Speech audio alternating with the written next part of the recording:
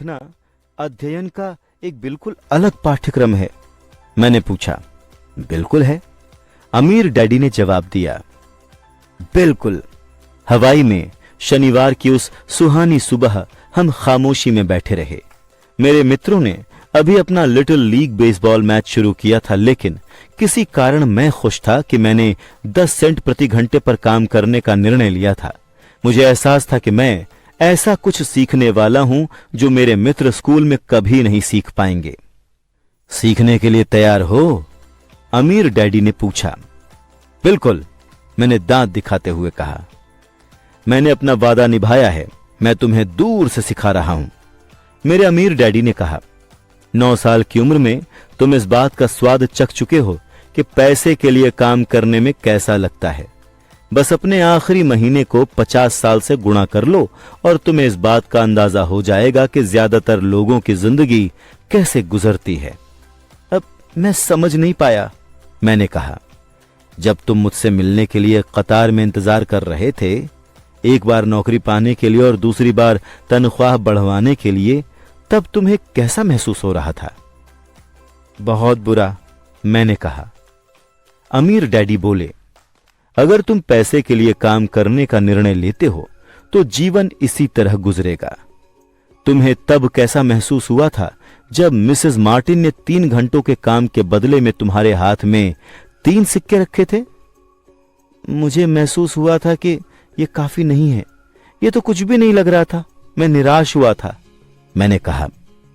अपनी तनख्वाह को देखकर अधिकतर कर्मचारी ऐसा ही महसूस करते हैं, खास तौर पर जब उसमें से सारे टैक्स और दूसरी कटौतियां कम हो जाती हैं।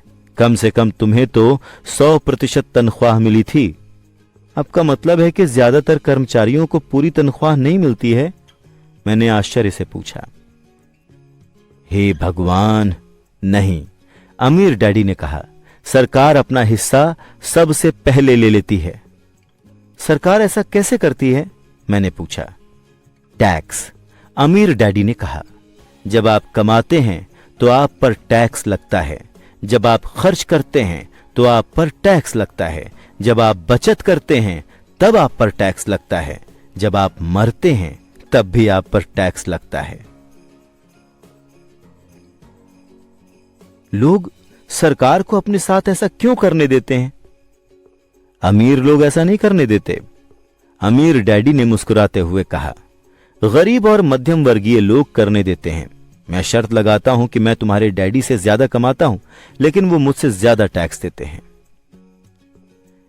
ऐसा कैसे हो सकता है? मैंने पूछा। उस उम्र में मुझे इसमें जरा भी समझदारी नजर नहीं आई थी। कोई सरकार को अपने साथ ऐसा क्यों करने देता है? अमीर डैडी अपनी कुर्सी पर धीरे धीरे खामोशी में हिल रहे थे और बस मेरी ओर देख रहे थे। उन्होंने पूछा, सीखने के लिए तैयार हो? मैंने अपना सर धीरे से हिला दिया। जैसा मैंने कहा था, सीखने को बहुत कुछ है। पैसे से अपने लिए काम कैसे कराया जाए, यह सीखना जिंदगी भर चलता है। ज्यादातर लोग 4 साल तक कॉलेज जाते हैं और फिर उनकी पढ़ाई खत्म हो जाती है। मैं पहले से ही जानता हूं कि पैसे का मेरा अध्ययन जीवन भर चलेगा, सिर्फ इसलिए क्योंकि मैं जितना ज्यादा जानता हूं, मुझे उतना ही अधिक पता लगता है कि मुझे आगे क्या जानने की जरूरत है। अधिकतर लोग इस विषय का कभी अध्ययन करते ही नहीं हैं। वो नौकरी करने जाते हैं, अपनी तनख्वाह लेते हैं, अपनी चेकबुक को बैलेंस करते हैं और बात खत्म हो जाती है। फिर वो आश्चर्य करते हैं कि उनके सामने पैसे संबंधी समस्याएं क्यों आती हैं। वो सोचते हैं कि ज्यादा पैसों से उनकी समस्या हल हो जाएगी और उन्हें एहसास नहीं होता कि असली समस्या ये है कि उनमें वित्तीय शिक्षा का अभाव है। तो मेरे डैडी के पास टैक्स संबंधी समस्याएं इसलिए हैं क्योंकि उन्हें पैसे की समझ नहीं है? मैंने पूछा और मैं दुविधाग्रस्त था। देखो, अमीर डैडी ने कहा, पैसे से अपने लिए काम कैसे कराया जाए, टैक्स तो यह सीखने का सिर्फ एक छोटा सा हिस्सा है। आज मैं बस ये पता लगाना चाहता था कि क्या तुम में अब भी पैसे के बारे में सीखने की प्रबल इच्छा है या नहीं। अधिकतर लोगों में ये नहीं होती है। वो बस स्कूल जाना चाहते हैं, कोई पेशा सीखना चाहते हैं, अपनी नौकरी में मजे करना चाहते हैं और ढेर सारे पैसे कमाना चाहते हैं। एक दिन वो तब जागते हैं जब उनके सामने पैसे की बड़ी समस्याएं खड़ी हो जाती हैं और इसके बाद वो जीवन में कभी नौकरी करना नहीं छोड़ सकते। पैसे के लिए काम करने की यही कीमत होती है और उन्हें यह कीमत चुकानी पड़ती है। अगर वो पैसे से अपने लिए काम कराना सीख लें तो उनके सामने ये समस्या आती ही नहीं। तो तुम में अब भी सीखने का जोश है? अमीर डैडी ने पूछा। मैंने अपना सर हिला दिया।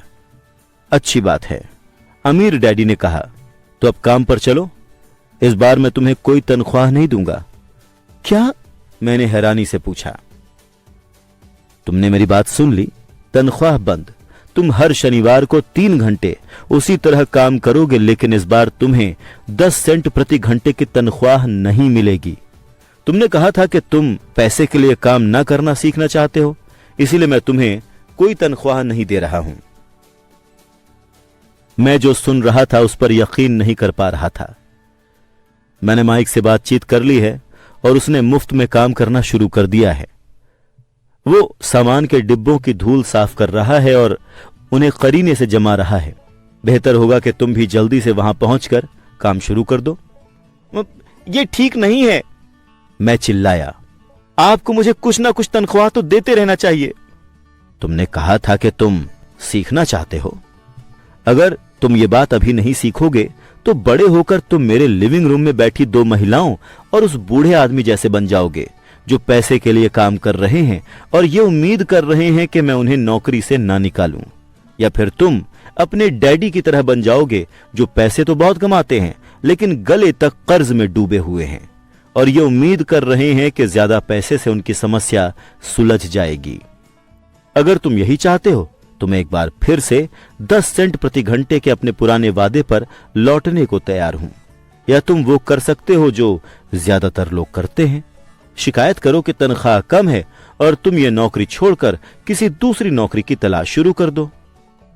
मुझे समझ नहीं आ रहा है कि मैं क्या करूं, मैंने पूछा। अमीर डैडी मेरे सर को थपथपा कर बोले, इसका इस्तेमाल करो। अगर तुम इसका अच्छा इस्तेमाल करते हो तो तुम जल्दी ही मुझे धन्यवाद दोगे कि मैंने तुम्हें एक अवसर दिया और एक दिन तुम अमीर बन जाओगे। मैं वहां खड़ा रहा। मुझे अब भी यकीन नहीं हो रहा था कि मुझे कितना घटिया विकल्प दिया जा रहा था। मैं तनख्वाह बढ़वाने आया था और इसके बजाय अब मैं मुफ्त में काम करने वाला था। अमीर डैडी एक बार फिर से मेरा सर थपथपा कर बोले, इसका इस्तेमाल करो, अब जाओ यहां से और अपने काम में जुट जाओ। सबक नंबर 1, अमीर लोग पैसे के लिए काम नहीं करते। मैंने अपने गरीब डैडी को यह नहीं बताया कि अब मैं मुफ्त में काम कर रहा हूं। उन्हें यह बात समझ में नहीं आती। जाहिर है मैं उन्हें वो बात समझाने की कोशिश भी नहीं करना चाहता था जिसे मैं खुद ही नहीं समझ पाया था। अगले 3 सप्ताह तक माइक और मैं हर शनिवार मुफ्त में 3 घंटे काम करते रहे। काम से मुझे दिक्कत नहीं थी और वक्त गुजरने के साथ दिनचर्या ज्यादा आसान हो गई, लेकिन मुझे बेसबॉल मैच चूकने का मलाल था और कॉमिक बुक्स न खरीद पाने का अफसोस भी। तीसरे सप्ताह की दोपहर को अमीर डैडी वहां आए। हमने उनके ट्रक के पार्किंग में रुकने और इंजन बंद होने की आवाज सुनी। वो स्टोर में दाखिल हुए और मिसेस मार्टिन को गले लगाकर उनका अभिवादन किया। स्टोर के हालचाल पता करने के बाद वो आइसक्रीम फ्रीजर के पास गए। उसमें से 2 आइसक्रीम निकाली जिनकी कीमत चुकाई और माइक और मुझे इशारा किया, आओ घूमने चलते हैं बच्चों। हमने सड़क पार की और कुछ कारों से बचते बचाते एक बड़े घास भरे मैदान के पार गए जहां कुछ वयस्क सॉफ्टबॉल खेल रहे थे। वहां की इकलौती पिकनिक टेबल पर बैठकर उन्होंने माइक और मुझे आइसक्रीम थमा दी। कैसा चल रहा है बच्चों? ठीक है, माइक ने कहा। मैंने सहमति में सर हिला दिया। अमीर डैडी ने पूछा, अब तक कुछ नहीं सीखा? माइक और मैंने एक दूसरे की तरफ देखा, अपने कंधे उचकाए और फिर अपने सिर एक साथ हिला दिए। जीवन के एक बहुत बड़े जाल से बचना। देखो, अच्छा यही रहेगा कि तुम लोग सोचना शुरू कर दो। तुम जीवन के एक बहुत बड़े सबक के सामने खड़े हो। अगर तुम इसे सीख लेते हो तो तुम भारी स्वतंत्रता और सुरक्षित जीवन का आनंद लोगे। अगर तुम इसे नहीं सीखते हो तो तुम मिसेस मार्टिन और इस पार्क में सॉफ्टबॉल खेलने वाले अधिकतर लोगों जैसे बन जाओगे। वो बहुत कम पैसों के लिए बहुत कड़ी मेहनत करते हैं, नौकरी की सुरक्षा के भ्रम को जकड़े रहते हैं, हर साल 3 सप्ताह के वेकेशन की राह देखते हैं और शायद 45 साल की नौकरी के बाद छुट-पुट पेंशन के सपने देखते रहते हैं। अगर ऐसा जीवन जीने से तुम रोमांचित हो जाते हो तो मैं तुम्हारी तनख्वाह बढ़ाकर 25 सेंट प्रति घंटा कर दूंगा। लेकिन ये अच्छे मेहनती लोग हैं, क्या आप उनका मजाक उड़ा रहे हैं? मैंने पूछा। अमीर डैडी के चेहरे पर मुस्कान आ गई। मिसेस मार्टिन मेरे लिए मां जैसी हैं। मैं कभी इतना कठोर नहीं हो सकता कि उनका मजाक उड़ाऊं। मेरी बात कठोर इसलिए लगती है क्योंकि मैं तुम दोनों को कोई बात सिखाने की सबसे अच्छी कोशिश कर रहा हूं। मैं तुम्हारे दृष्टिकोण को बड़ा बनाना चाहता हूं ताकि तुम वो सभी चीजें देख सको जिसे अधिकतर लोग इसलिए नहीं देख पाते क्योंकि उनकी दृष्टि बहुत ज्यादा संकुचित होती है। अधिकतर लोग उस जाल को नहीं देख पाते जिसमें वो फंसे हुए हैं। माइक और मैं वहां पर बैठे रहे। हम उनके संदेश को पूरी तरह से समझ नहीं पाए थे। उनकी बात हमें कठोर लग रही थी, लेकिन हमें एहसास था कि वो हमें कोई सबक सिखाने की कोशिश कर रहे हैं। अमीर डैडी ने मुस्कुराते हुए कहा, क्या 25 सेंट प्रति घंटे का प्रस्ताव अच्छा नहीं लगा? क्या इससे तुम्हारे दिल की धड़कन तेज नहीं हुई?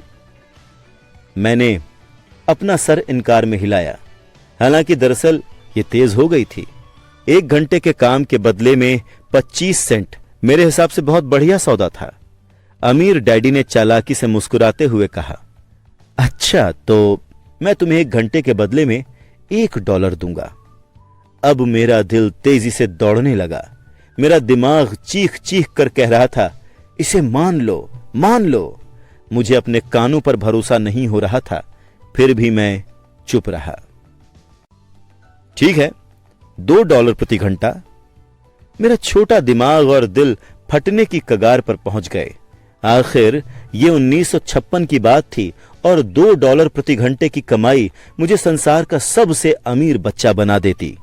मैं इतने पैसे कमाने की कल्पना भी नहीं कर सकता था। मैं हां कहना चाहता था। मैं सौदे को पक्का करना चाहता था। मुझे एक नई साइकिल और बेसबॉल के नए दस्ताने दिख रहे थे। मेरे पास कड़क नोट देखकर मेरे मित्रों की प्रशंसा भरी निगाहों की तस्वीर भी मुझे साफ दिख रही थी। उससे भी बढ़कर जिमी और उसके अमीर दोस्त अब मुझे दोबारा गरीब नहीं कह सकते थे, लेकिन किसी वजह से मेरा मुंह बंद ही रहा। आइसक्रीम पिघल गई थी और अब मेरे हाथ पर रिस रही थी। अमीर डैडी हम दोनों लड़कों को देख रहे थे जो आंखें फाड़कर खाली दिमाग से उन्हें घूरे जा रहे थे। वो हमारा इम्तिहान ले रहे थे और वो ये जानते थे कि हमारे दिल का एक कोना उस सौदे को करने के लिए लालायित था। वो ये बात समझते थे कि हर इंसान के दिल का एक हिस्सा कमजोर और जरूरतमंद होता है जिसे खरीदा जा सकता है। वो ये भी जानते थे कि हर इंसान के दिल का एक हिस्सा ऐसा भी होता है जो मजबूत होता है और जिसे कभी खरीदा नहीं जा सकता। असल सवाल तो ये था कि कौन सा हिस्सा ज्यादा शक्तिशाली है। ठीक है, $5 प्रति घंटा। अचानक मैं शांत हो गया। कोई चीज बदल गई थी। यह प्रस्ताव इतना बड़ा था कि मूर्खतापूर्ण लग रहा था। सन 1956 में गिने चुने वयस्क लोग ही इससे ज्यादा कमा पाते थे। इसीलिए मेरा प्रलोभन तुरंत ही गायब हो गया और शांति छा गई। धीरे धीरे मैंने बाईं तरफ मुड़कर माइक को देखा। उसने भी मेरी ओर देखा। मेरे दिल का जो हिस्सा कमजोर और जरूरतमंद था वो अब खामोश हो चुका था। किसी कीमत पर ना बिकने वाला मेरा हिस्सा नियंत्रण में आ चुका था। मैं जानता था कि माइक भी उसी बिंदु पर पहुंच गया होगा। अच्छी बात है, अमीर डैडी ने धीरे से कहा। अधिकतर लोगों की एक कीमत होती है और उनकी कीमत इसलिए होती है क्योंकि हम सभी में 2 भावनाएं होती हैं, डर और लोभ। पहली बात, पैसे ना होने का डर हमें कड़ी मेहनत करने के लिए प्रेरित करता है। इसके बाद जब हमें तनख्वाह मिलती है तो लोभ या इच्छा वो सारी अद्भुत चीजें हमारे दिमाग में ले आती हैं जो उस पैसे से खरीदी जा सकती हैं। इस तरह हमारी जिंदगी का सिलसिला तय हो जाता है। अब कैसा सिलसिला? सुबह जागने का, नौकरी पर जाने का, बिल चुकाने का, सुबह जागने, नौकरी पर जाने, बिल चुकाने, और फिर सुबह उठने, नौकरी पर जाने और बिल चुकाने का सिलसिला। लोगों की जिंदगी पर हमेशा यही दो भावनाएं हावी रहती हैं, डर और लोभ। उन्हें ज्यादा पैसे देंगे तो वो इसी सिलसिले पर चलकर अपने खर्च बढ़ा लेंगे। इसी सिलसिले को मैं चूहा दौड़ कहता हूं। क्या कोई दूसरा रास्ता है? माइक ने पूछा। हां, अमीर डैडी ने धीरे से कहा, लेकिन बहुत कम लोग ही इसे खोज पाते हैं। माइक ने पूछा, अब और वो रास्ता क्या है? मुझे उम्मीद है कि मेरे साथ काम करते हुए और सीखते हुए तुम लोग उसी रास्ते को खोज लोगे, इसीलिए मैंने तुम्हें तनख्वाह देना बंद कर दिया है। इस बारे में कोई संकेत तो दीजिए, माइक ने पूछा। हम कड़ी मेहनत करते करते थक चुके हैं, खास तौर पर मुफ्त में, अमीर डैडी ने कहा। देखो, पहला कदम है सच बोलना। अब हम झूठ नहीं बोल रहे हैं, मैंने कहा। मैंने कब कहा कि तुम झूठ बोल रहे हो? मैंने तो यह कहा कि तुम सच बोलो, अमीर डैडी ने पलट कर कहा। मैंने पूछा, किस बारे में सच बोलें? इस बारे में कि तुम कैसा महसूस कर रहे हो, अमीर डैडी ने कहा। तुम्हें यह किसी दूसरे से कहने की जरूरत नहीं है, बस अपने सामने स्वीकार करो। मैंने पूछा, आपका मतलब है कि इस पार्क में खेल रहे लोग, आपकी खातिर काम करने वाले लोग, मिसेस मार्टिन, ये सारे लोग ऐसा ही करते हैं? मुझे तो यही लगता है, अमीर डैडी ने कहा। इसके बजाय इन लोगों को हमेशा पैसे न होने का डर सताता रहता है। वो तार्किक रूप से इसका मुकाबला नहीं करते हैं। अपने दिमाग का इस्तेमाल करने के बजाय वो भावनात्मक प्रतिक्रिया करते रहते हैं, अमीर डैडी ने कहा। फिर उनके हाथ में कुछ पैसे आ जाते हैं और एक बार फिर खुशी, इच्छा तथा लोभ की भावनाएं हावी हो जाती हैं, और एक बार फिर से वो दिमाग से सोचने के बजाय दिल से प्रतिक्रिया करते हैं, यानी उनकी भावनाएं उनके दिमाग को नियंत्रित करती हैं, माइक ने कहा। सही कहा, अमीर डैडी बोले। वो इस बारे में सच्चाई स्वीकार नहीं करते कि उन्हें कैसा महसूस होता है। इसके बजाय वो अपनी भावनाओं के हिसाब से प्रतिक्रिया करते रहते हैं और दिमाग से सोचने का कष्ट नहीं उठाते। डर की वजह से वो नौकरी करने जाते हैं और उम्मीद करते हैं कि पैसा उनके डर को दूर कर देगा, लेकिन ऐसा होता नहीं है। ये डर उन्हें सताता रहता है, इसीलिए वो दोबारा नौकरी करने जाते हैं। एक बार फिर उम्मीद करते हैं कि पैसा उनके डर को दूर कर देगा, लेकिन एक बार फिर ये ऐसा नहीं करता है। डर की वजह से ही वो काम करने, पैसे कमाने, काम करने, पैसे कमाने के जाल में फंसे रहते हैं और ये उम्मीद करते हैं कि डर दूर चला जाएगा, लेकिन हर दिन जब वो उठते हैं तो वही पुराना डर भी उनके साथ उठता है। वही पुराना डर लाखों लोगों को सारी रात जगाए रखता है और उनकी रातें उथल पुथल और चिंता भरी होती हैं। इसीलिए वो उठते हैं, नौकरी करने जाते हैं और उम्मीद करते हैं कि तनख्वाह उनके दिल को कुतरने वाले डर को मार डालेगी। पैसा ही दरअसल उनके जीवन को चला रहा है, लेकिन वो इस बारे में कभी सच नहीं बोलते हैं। पैसे ने उनकी भावनाओं पर कब्जा कर लिया है और उनके दिलों पर भी। ये कहने के बाद अमीर डैडी खामोशी से बैठे रहे ताकि उनके शब्दों में छुपा संदेश हमारे दिमाग के अंदर चला जाए। माइक और मैंने उनकी बातें सुनी तो थी, लेकिन उनका मतलब हमें पूरी तरह से समझ नहीं आया था। मैं तो बस इतना जानता था कि मैं अक्सर हैरान होता था कि वयस्क लोगों को ऑफिस जाने की इतनी जल्दी क्यों होती है। उन्हें अपनी नौकरी में खास मजा नहीं आता था और वो कभी ज्यादा खुश भी नहीं दिखते थे, लेकिन कोई चीज थी जो उन्हें जल्दी ऑफिस जाने के लिए प्रेरित करती थी। जब अमीर डैडी को एहसास हो गया कि हम उनकी बातें जितनी समझ सकते थे उतनी हमने समझ ली हैं, तो उन्होंने आगे कहा, मैं चाहता हूं कि तुम लोग इस जाल से बच जाओ। दरअसल मैं तुम्हें यही सिखाना चाहता हूं, सिर्फ अमीर नहीं बनना, क्योंकि अमीर बनने से समस्या नहीं सुलझती है। अमीर बनने से समस्या नहीं सुलझती है? मैंने हैरानी से पूछा। बिल्कुल नहीं, इससे समस्या सुलझती नहीं है। मुझे दूसरी भावना को स्पष्ट करने दो। बिल्कुल नहीं, इससे समस्या नहीं सुलझती है। मुझे दूसरी भावना को स्पष्ट करने दो। इच्छा। कुछ लोग इसे लोभ कहते हैं, लेकिन मैं इच्छा कहना ज्यादा पसंद करता हूं। किसी बेहतर, अधिक सुंदर, अधिक मजेदार या रोमांचक चीज की इच्छा करना बिल्कुल सामान्य है। इच्छा की वजह से भी लोग पैसे के लिए काम करते हैं। वो उस खुशी के लिए पैसा चाहते हैं जो उनके हिसाब से पैसे से खरीदी जा सकती है। लेकिन पैसा जो खुशी देता है वो अक्सर अल्पकालीन होती है। इसीलिए उन्हें अधिक खुशी, अधिक आनंद, अधिक आराम और अधिक सुरक्षा हासिल करने के लिए ज्यादा पैसे की जरूरत महसूस होने लगती है।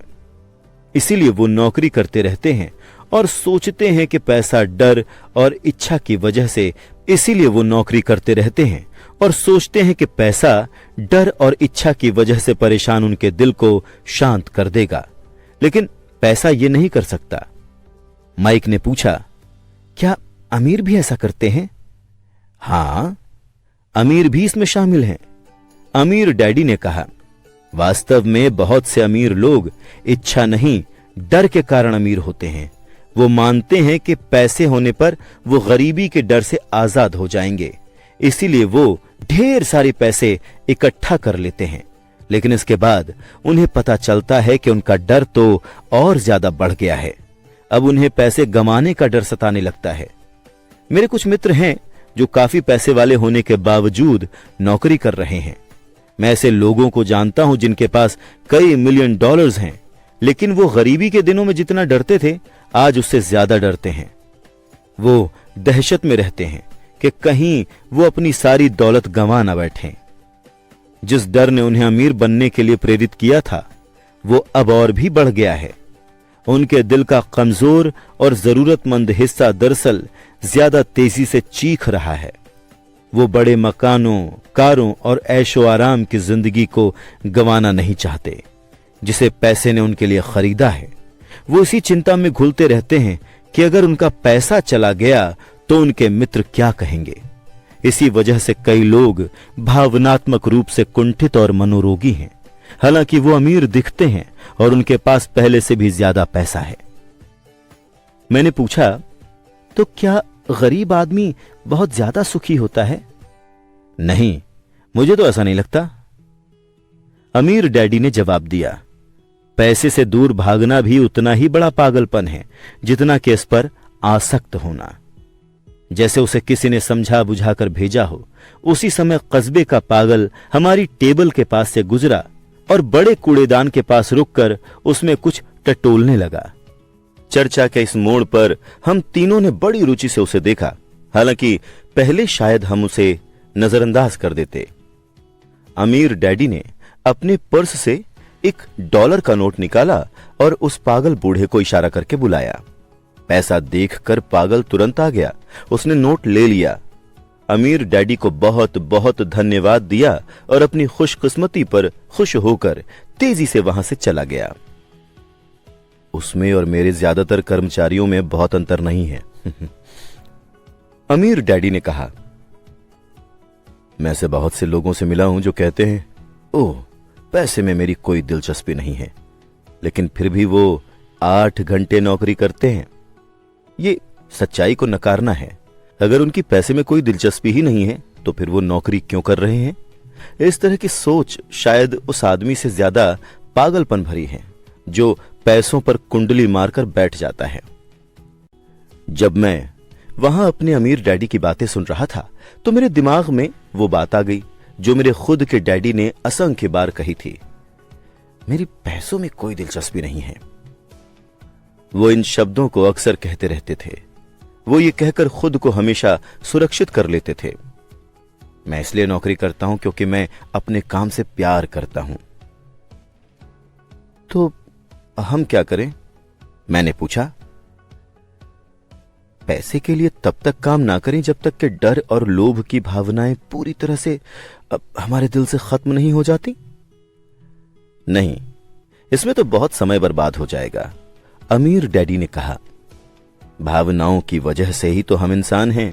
इमोशन या भावना का मतलब है चलायमान ऊर्जा। अपनी भावनाओं के बारे में ईमानदार रहो और अपने दिमाग तथा भावनाओं का इस्तेमाल अपने विरोध में करने के बजाय अपने पक्ष में करो। ओहो, माइक ने कहा, अभी मैंने जो कहा है, अगर वो तुम्हें पूरी तरह से समझ में ना आया हो तो उसकी चिंता मत करो। आने वाले सालों में तुम इसे ज्यादा अच्छी तरह से समझ जाओगे। बस अपनी भावनाओं पर प्रतिक्रिया करने के बजाय उनका अवलोकन करो। अधिकतर लोग ये नहीं जानते हैं कि वो अपने दिमाग से सोचने के बजाय अपनी भावनाओं से सोच रहे हैं। तुम्हारी भावनाएं हमेशा मौजूद रहेंगी, लेकिन तुम्हें अपने दिमाग से सोचना सीखना होता है। मैंने पूछा, क्या आप मुझे कोई उदाहरण दे सकते हैं? बिल्कुल, अमीर डैडी ने जवाब दिया। जब कोई व्यक्ति कहता है कि मुझे नौकरी खोजने की जरूरत है, तो संभवतः एक भावना सोच रही है। इस विचार का असल कारण है पैसे न होने का डर। लेकिन बिल चुकाने के लिए लोगों को पैसे की जरूरत पड़ती है। मैंने कहा, निश्चित रूप से पड़ती है। अमीर डैडी ने मुस्कुराते हुए कहा, मैं तो सिर्फ ये कह रहा हूं कि उनके डर के कारण ही उनके मन में यह विचार आता है। मैं नहीं समझ पाया, माइक ने कहा।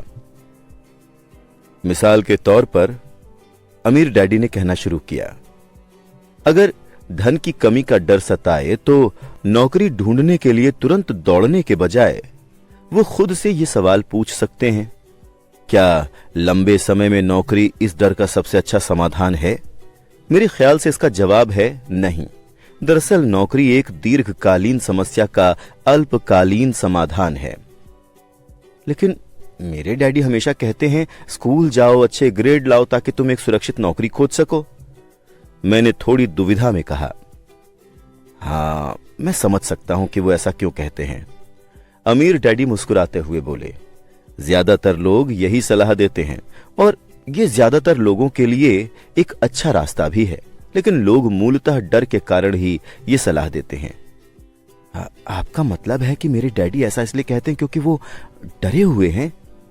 हाँ, अमीर डैडी ने कहा, वो घबराते हैं कि तुम पर्याप्त पैसे नहीं कमा पाओगे और समाज में फिट नहीं हो पाओगे। देखो, मुझे गलत मत समझना, वो तुमसे प्यार करते हैं और तुम्हारा भला चाहते हैं। मैं भी शिक्षा और नौकरी को महत्वपूर्ण मानता हूं, लेकिन इससे डर का इलाज नहीं होगा। देखो, जो डर कुछ पैसे कमाने के लिए सुबह उन्हें उठाता है, उसी डर के कारण वो तुम्हारे स्कूल जाने पर इतना ज्यादा जोर दे रहे हैं। मैंने पूछा, तो आप क्या सलाह देते हैं? मैं चाहता हूं कि तुम पैसे की ताकत से घबराने के बजाय उसमें माहिर बनना सीखो। यह स्कूल में नहीं सिखाया जाता है, और अगर तुम ये नहीं सीखते हो तो तुम पैसे के गुलाम बन जाते हो। अब ये समझ में आ रहा था, वो चाहते थे कि हम अपने दृष्टिकोण को व्यापक बनाकर वो देखें जो इस संसार के मिसेस मार्टिन जैसे लोग नहीं देख पाते। उनके लिए उदाहरण उस वक्त कठोर लग रहे थे, लेकिन मैं उन्हें कभी नहीं भूला। मेरा दृष्टिकोण उस दिन व्यापक हो गया और मुझे वो जाल दिखने लगा जो अधिकतर लोगों के सामने बिछा रहता है। देखो, हम सभी अंततः कर्मचारी हैं, हम बस अलग अलग स्तरों पर काम करते हैं। अमीर डैडी ने कहा, मैं बस ये चाहता हूं कि तुम लड़कों के पास उस जाल से बचने का अवसर रहे जो डर और इच्छा नामक दो फंदों या भावनाओं से बुना जाता है। इनका इस्तेमाल अपने विरोध में करने के बजाय अपने पक्ष में करो। यही मैं तुम्हें सिखाना चाहता हूं। मेरी रुचि तुम्हें बस पैसों का ढेर बनाना सिखाने में नहीं है। उससे डर या इच्छा का इलाज नहीं होता। अगर तुम्हें डर और इच्छा पर काबू पाना नहीं आता तो तुम चाहे कितने ही अमीर बन जाओ, दरअसल तुम ऊंची तनख्वाह वाले गुलाम ही रहोगे। मैंने पूछा, तो हम इस चाल से कैसे बच सकते हैं?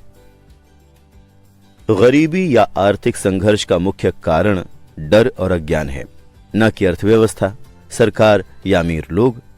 यह खुद का थोपा हुआ डर और अज्ञान है जो लोगों को जाल में फंसाए रखता है। इसलिए तुम लोग स्कूल जाओ, कॉलेज की डिग्रियां लो और मैं तुम्हें सिखाऊंगा कि इस जाल से बाहर कैसे रहा जा सकता है। पहेली के टुकड़े अब नजर आने लगे थे। मेरे उच्च शिक्षित डैडी के पास बेहतरीन शिक्षा और बेहतरीन करियर था, लेकिन स्कूल में उन्हें कभी नहीं सिखाया गया था कि धन या इसके बारे में अपने डर का प्रबंधन कैसे किया जाता है। अब मैं समझ गया था कि मैं दोनों डैडियों से अलग अलग परंतु महत्वपूर्ण बातें सीख सकता था। माइक ने पूछा, आपने पैसे न होने के डर के बारे में बात की थी। पैसे की इच्छा हमारी सोच पर कैसे असर डालती है? जब मैंने तुम्हें तनख्वाह बढ़ाने का लालच दिया था तब तुम्हें कैसा महसूस हुआ था? क्या तुमने गौर किया था कि तुम्हारी इच्छाएं किस तरह से बढ़ रही थीं? हमने सर हिलाकर हामी भर दी। पर तुमने अपनी भावनाओं के सामने घुटने नहीं टेके। तुम लोगों ने अपनी प्रतिक्रियाओं में विलंब किया और इस दौरान तुम्हें सोचने का वक्त मिल गया। यह महत्वपूर्ण है। डर और लोभ की भावनाएं हमेशा हमारे अंदर रहेंगी, लेकिन आज के बाद यह तुम्हारे लिए अनिवार्य है कि तुम इन भावनाओं का इस्तेमाल अपने लाभ के लिए करो, और लंबे समय में यह महत्वपूर्ण है कि तुम भावनाओं को अपने दिमाग पर हावी न होने दो। ज्यादातर लोग डर और लोभ का इस्तेमाल अपने खिलाफ करते हैं। यह अज्ञानता की शुरुआत है। इच्छा और डर की भावनाओं के कारण ही अधिकतर लोग अपना जीवन तनख्वाह, वेतन वृद्धि और नौकरी की सुरक्षा के पीछे भागने में बिता देते हैं। वो दरअसल सोचते ही नहीं हैं कि भावनाओं से संचालित ये विचार उन्हें किधर ले जा रहे हैं। ये तो वैसा ही है जैसे गाड़ी खींचने वाले किसी गधे का मालिक उसकी नाक के सामने एक गाजर लटका देता है। गधे का मालिक जहां जाना चाहता है वहां पहुंच जाता है, लेकिन गधा तो एक भ्रम का पीछा कर रहा है। कल गधे के सामने एक दूसरी गाजर आ जाएगी और गधा उसका पीछा करने लगेगा। आपका मतलब है कि जिस पल मैंने बेसबॉल के नए दस्ताने, कैंडी और खिलौनों की तस्वीर देखी वो गधे के सामने लटकी गाजर जैसी है? माइक ने पूछा। हां, और उम्र बढ़ने के साथ साथ तुम्हारे खिलौने भी ज्यादा महंगे होते जाएंगे। अपने दोस्तों को प्रभावित करने के लिए एक नई कार, एक नाव और एक बड़ा सा मकान। अमीर डैडी ने मुस्कुराते हुए कहा, डर तुम्हें दरवाजे से बाहर धक्का देता है और इच्छा तुम्हें पुकारती है। यही जाल है। माइक ने पूछा, तो इसका क्या जवाब है? डर और इच्छा अज्ञानता की वजह से बढ़ते हैं। इसीलिए अमीर लोगों के पास जितना ज्यादा पैसा होता है उनका डर भी उतना ही ज्यादा बढ़ता जाता है। पैसा गाजर है, भ्रम है। अगर गधा पूरी तस्वीर देख ले तो वो गाजर का पीछा करने के अपने चयन के बारे में दोबारा सोच सकता है। अमीर डैडी ने आगे समझाया कि इंसान का जीवन अज्ञान और ज्ञान के बीच एक संघर्ष है। उन्होंने समझाया कि एक बार जब कोई इंसान जानकारी और आत्मज्ञान की तलाश बंद कर देता है तो अज्ञानता हावी हो जाती है। यह संघर्ष हर पल होता है और इसीलिए हमें हर पल ये निर्णय लेना सीखना होता है कि हम अपने दिमाग को खुला रखें या बंद। देखो, स्कूल बहुत महत्वपूर्ण है। तुम स्कूल इसलिए जाते हो ताकि समाज के उपयोगी सदस्य बनने के लिए कोई योग्यता या पेशा सीख सको। हर समाज में शिक्षकों, डॉक्टरों, मैकेनिकों, चित्रकारों, रसोइयों, व्यवसायियों, पुलिस अफसरों, आग बुझाने वालों और सिपाहियों की जरूरत होती है। स्कूलों में उन्हें यह सब इसलिए सिखाया जाता है ताकि समाज समृद्ध बन सके।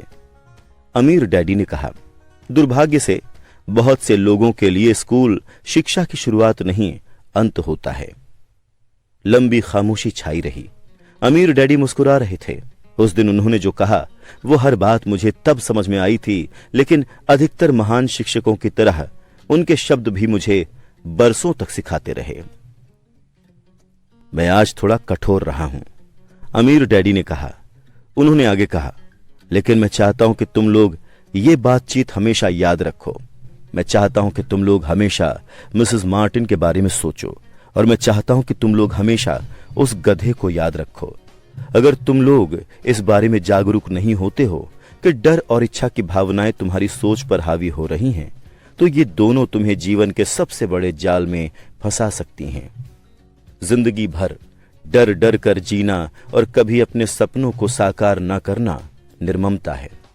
यह भी निर्ममता है कि पैसे की खातिर कड़ी मेहनत की जाए और यह सोचा जाए कि यह तुम्हारे लिए ऐसी चीजें खरीद देगा जिनसे तुम खुश हो जाओगे। बिल चुकाने की दहशत में आधी रात को जागना जीने का भयानक तरीका है। अपनी तनख्वाह के आकार के हिसाब से जीना भी कोई जीना है? कोई नौकरी तुम्हें सुरक्षित बनाती है, ये सोचना खुद से झूठ बोलना है। ये निर्ममता है और यही वो जाल है